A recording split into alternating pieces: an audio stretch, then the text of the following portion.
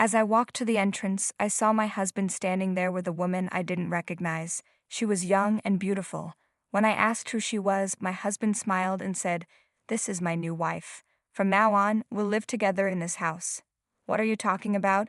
I don't understand," I replied, shocked. "That's why I'm telling you. I'm divorcing you. I've become the president and taken over this house," he said. "What do you mean?" "Just leave quickly.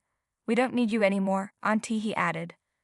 With those harsh words, my husband and his new wife kicked me out of the house. My name is Sandy, and I'm a 30-year-old office worker. I work at a company owned by my father and help him both at work and in his personal life. Ever since my mother passed away, it's just been the two of us. To support my father, I started cooking and cleaning in middle school and also made his lunches. My father appreciated my efforts and helped me with my studies. Thanks to him, I got into a good high school and later went on to university. After graduating, I decided to work at my father's company to repay him. The workplace was full of kind people, and I felt satisfied when we all worked together to achieve great results. I was happy working there. One day, I met a man named Joey, who had just joined the company. He was 2 years older than me, and I was immediately drawn to his warm personality and way of speaking. He was enthusiastic about his work and quickly became friends with our colleagues. I thought he was a great person. At first, we were just colleagues, but after a year-end party, we started talking more personally, and soon we began going out to eat together. Although I was hesitant about romance at first, I found myself wanting to spend more time with him. I even started suggesting dates. We grew closer, and one day he confessed his feelings to me. We started dating. After we began dating, I became even more motivated at work. I was serious during work hours, but I also enjoyed spending time with him during lunch breaks and after work. He knew many fun places to go on dates and took me to restaurants I hadn't tried before, even though I'd worked in that town for a long time. Our relationship went well, and about a year after we started dating, we began talking about marriage. We even told my father about our plans. Joey nervously told my father, "I'm going out with Sandy, and we're considering marriage." I also shared our intentions, and my father was overjoyed. He gave us his blessing with a big smile. Feeling relieved with my father's approval, our relationship continued smoothly. About a year and a half after we started dating, Joey proposed to me. He handed me a ring and said, "Let's get married soon and reassure your father." I happily accepted his proposal and immediately told my father. My father was thrilled and exclaimed, "Oh, you're finally getting married." Afterward, we visited Joey's family home and I met his mother. I learned that Joey also grew up in a single-parent family. His mother had divorced his father when Joey was young because his father had an affair. After the divorce, Joey's mother returned to her parents' home and began studying for a national exam. After 2 years of hard work, she passed the bar exam and became a lawyer. She had once given up on her dream of becoming a lawyer, but after her husband's betrayal, she decided to surpass him and succeeded. Joey's mother was strict, and he warned me. My mother often scolded me, and honestly, it was tough. She might be strict with you too. Feeling nervous, I replied, "Okay, I understand." But I also admired Joey's mother for her accomplishments. Then, the day came when I met his mother for the first time. "Nice to meet you," I said. "I'm Sandy." When I greeted Joey's mother, I had a serious expression. She responded politely, "Nice to meet you, I'm Joey's mother." But I could feel the tension. "Please come in," she said, and I entered the house, realizing she was just as strict as Joey had described. During the marriage introduction, she asked me many questions and it felt like an interview. But in the end, she approved of our marriage. After that, Joey and I had our wedding and started our new life together.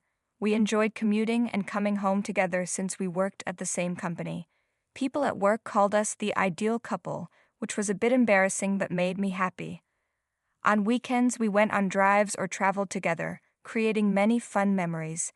Every day, I was truly glad I married him. However, there was one thing that concerned me, my mother-in-law.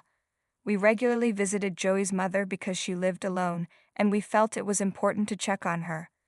But each time we visited, she would say harsh things to me. "Sandy, you need to believe in yourself more. You should be able to say no to things you don't like. If you can't handle difficult situations, you won't be able to cope when you're in trouble."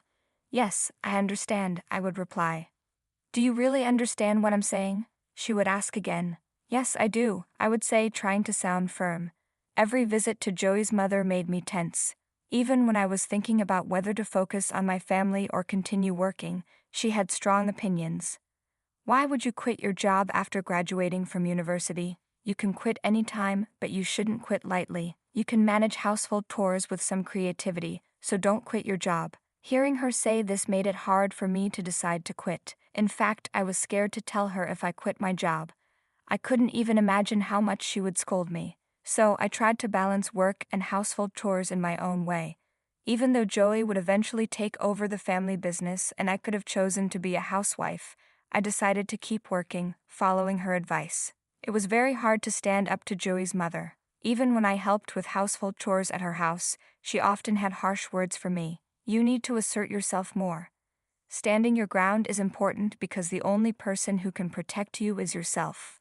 Her words often hurt me deeply, but Joey always comforted me. My mother is just as strict with herself as she is with others. That's why she has few friends. Don't take her words too much to heart, he would say, and his words brought me relief. After that, we started to visit Joey's mother less often. But another concern came up, my father's health. Every time I saw him, he looked tired. Are you okay? Do you feel unwell? I would ask, and although he would respond, no, I'm fine, it was clear he wasn't in good health. One day while at work, my father suddenly collapsed and was rushed to the hospital. Fortunately, his life wasn't in danger, but he was very weak, and the doctors advised us to live with him if possible, to monitor his condition. When I discussed this with Joey, he immediately agreed. We should live with your father and keep an eye on him since I'm worried about his health, Joey said. Thank you, Joey, I replied. At first, my father hesitated to live together, but after I strongly insisted that we should prioritize his health, he agreed. We moved into my childhood home to start our life together.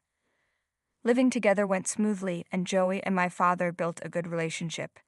I felt comforted being able to live close to my father as he grew older. He became less active than before, and it was inevitable that he wouldn't always stay energetic. With age, there was a constant concern about sudden illness or a decline in his health. Then one day, something slightly worrying happened when I returned home from shopping.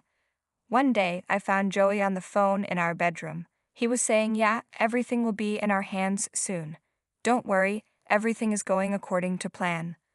I was curious about what he was talking about, but I decided not to eavesdrop. I went to the kitchen to put away the groceries. After Joey finished his call, he came to me. Are you back already? He asked. Yes, I just got home. I didn't want to interrupt since you were on the phone, I replied. Did you hear that? Joey asked, looking a bit concerned. No, I definitely didn't listen, I said. Okay, he said, but he looked troubled. This made me feel anxious. Since we work at the same place, I doubted it was a work call. It might have been his mother, but he doesn't get along well with her, so that seemed unlikely. I couldn't help but wonder who he was talking to and what it was about. However, around that time my father's health got worse, and I had to focus on him. He couldn't walk anymore and needed care. Considering your father's condition, you should quit your job to take care of him. I'll be taking over the company, so you don't need to work anymore, Joey suggested. I started to agree, but then I remembered his mother's advice to keep working and stand strong on my own. Her words felt important now. No, let's hire a daytime helper, I decided. Joey looked surprised. I think the company would be unstable if my father were gone, even with you as the president. I want to support everyone at the company and also support you, I explained. I see, Joey said, though he looked a bit disappointed. Despite his concern, I felt that quitting my job wasn't the right choice, so I stuck to my decision. After that, my days were busy with work, household chores, and taking care of my father. At night, my father seemed sorry for being a burden, but I didn't mind taking care of him. Meanwhile, Joey was also busy with taking over the company, making our lives even more hectic. Then we received some joyful news. I was pregnant. My father was extremely happy and eagerly awaited the birth of his grandchild. I was also overjoyed knowing that I could show my father his grandchild's face. However, when I told Joey about the pregnancy, his expression clouded for a moment. You're pregnant? He asked. Yes, it's our child. Aren't you happy? I responded. Of course, I'm happy. It was just unexpected and surprising, that's all, he said. Well, you're going to be a dad now, so you've got to do your best, I said, trying to encourage him. Yeah, he replied, but he seemed reluctant, which worried me. After a safe delivery, my father met his grandchild for the first time and wept with joy. When we visited Joey's mother, who was usually quite strict, she also smiled gently when she saw her grandchild. She lifted the baby up and said, "She's truly adorable, Sandy. You did well giving birth while also managing work, household chores, and caregiving. That must have been incredibly hard." Her praise made me feel surprisingly pleased. Maybe Joey's mother wasn't just strict after all.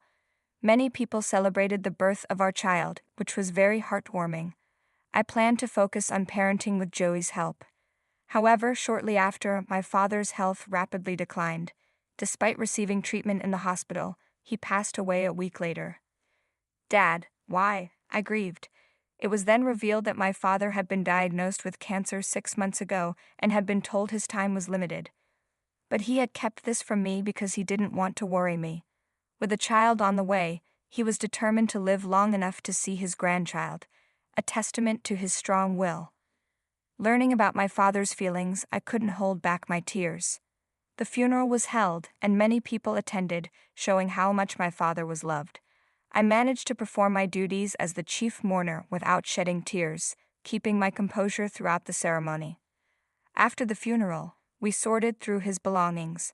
During this time, Joey naturally took over as president of the company. For about a month, everything was peaceful. However, after that, something unbelievable happened. That day, there was unexpected bad weather with a torrential downpour. Joey said he was going out to shop, but I felt uneasy. While I was feeding the baby, Joey returned. I went to greet him at the entrance, relieved to see him back. "Welcome back," I said. "I'm home," Joey replied. Then I noticed an unfamiliar woman standing with him. She was quite young and beautiful. "Who is this woman?" I asked as I approached the entrance. Joey smiled and said, "This is my new wife. From now on, we will live together in this house." "What are you talking about? What is this all of a sudden?" "I don't understand," I said, shocked. "That's why I'm telling you. I'm divorcing you. I've become the president and have taken over this house." "What do you mean?" "Just leave quickly. We don't need you anymore, Auntie," Joey said harshly, and his mistress smirked. I was forced out of the house with my baby in my arms, into the pouring rain. Desperate, I knocked on the door and pressed the intercom, but neither Joey nor the woman he was with responded. With nowhere to go, I remembered a small tunnel-shaped play structure in a nearby park. I ran there to shelter from the rain. Both the baby and I were soaked, and I knew I had to find warmth and help quickly. Even though I felt hopeless, I decided to call my mother-in-law. Despite our differences, I believed she would help for the sake of her grandchild. I explained the situation over the phone, and to my relief, she came to pick us up immediately. "Sandy," she called out when she saw me. "Mother," I replied. "Quick, get in the car," she urged, driving us to her home. She took both the baby and me inside. "Please take care of this child," I pleaded. My mother-in-law frowned slightly but responded, "What are you talking about? You come in too." "Is it really okay for me to?" I asked, surprised. "Of course you are family too," she said. Her kind words nearly brought me to tears. "I'm truly sorry for Joey's irresponsible behavior," she continued. "I've always seen some of his father's traits in him, but I thought you would keep him in line. Yet he still caused trouble." Her understanding and support in that moment not only offered me shelter, but also renewed my hope and faith in family. "Am I really wonderful?" I asked, taken aback by her praise. "Of course you are. You've managed the household chores, caregiving, parenting, and work all by yourself. I respect you for that. That's why I can't forgive my son for betraying someone like you," she said. Her words moved me to tears. She had been observing all my efforts all along. "Don't cry. Be strong. You're a mother," she advised, gently patting my head and making me some warm coffee. After I calmed down, my mother-in-law spoke with determination. "Now it's time to fight back. We'll correct this wrongdoing." She offered her support as a lawyer and prepared to stand by my side. I couldn't have wished for stronger support, and together, we crafted a plan to confront Joey and his mistress. When we arrived at the house, Joey greeted us dismissively. "What are you doing here?" But when he saw his mother behind me, his expression changed to shock. "Why is Mom here?" "Joey, today I am not here as your mother but as a lawyer. We have a lot to discuss, so let us in.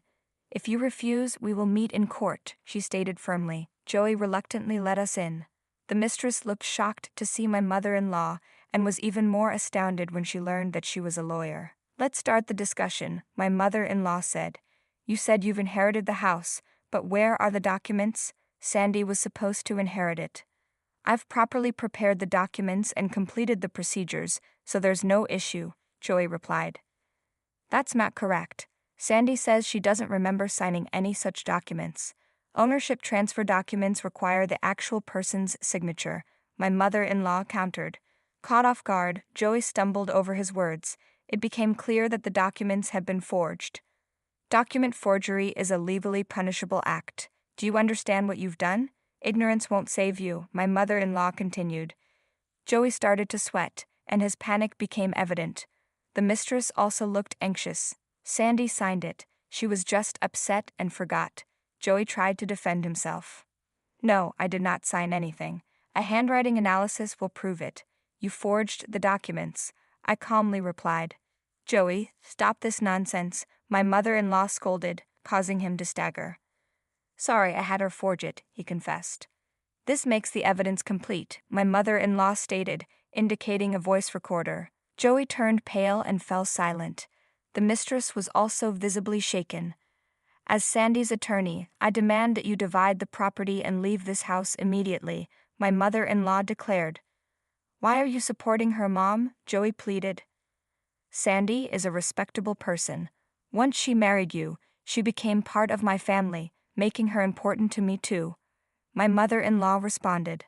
"But I am your real son," he protested. "You have betrayed this family. From now on, I am severing ties with you. Don't show your face to us ever again," she said. Disheartened, Joey hung his head in shame. The mistress seemed petrified. After this confrontation, Joey and I divorced, and I was able to recover my father's estate. Joey lost his position at the company and was eventually forced to resign. He left the company almost as if he were fleeing. Afterward, I took over my father's company and became its president. My mother-in-law helped take care of the baby during the day. I never expected that someone I once found difficult would become such a significant support. I am truly grateful for her assistance. As for Joey, after leaving the company, he failed to secure a large house, and the mistress abandoned him. Now, he's burdened with debt and child support payments, struggling to make ends meet through part-time jobs. As president, I am working hard to protect the livelihoods of our employees and care for my child. This challenging journey has reaffirmed the value of family and resilience, guiding me to lead both my family and the company